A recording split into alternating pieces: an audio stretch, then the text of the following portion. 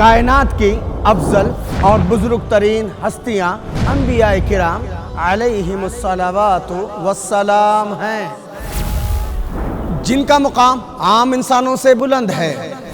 قرآن میں اللہ تعالیٰ نے جہاں دیگر واقعات کا ذکر فرمایا ہے، وہیں پر نبیوں کے واقعات کو بھی بیان فرمایا ہے۔ مسند احمد ابن حنبل کی روایت کے مطابق کم و بیش 1,24,000 انبیاء کرام آئے، جن میں 313 صاحب کتاب یعنی رسول تھے۔ قرآن کریم میں نبی کریم صلی اللہ علیہ وسلم سمیت 25 نبیوں کا ذکر ملتا ہے۔ نبیوں کے واقعات بیان کرنے میں اللہ تعالیٰ کی بے شمار حکمتیں پنہاں ہیں۔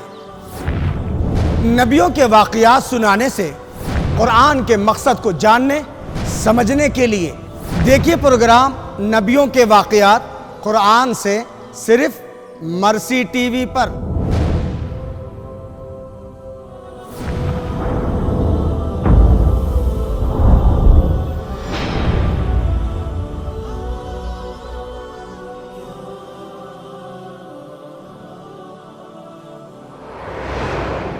روزانہ رات 8:30 بجے اور ہر دوپہر 1 بجے مرسی ٹی وی پر۔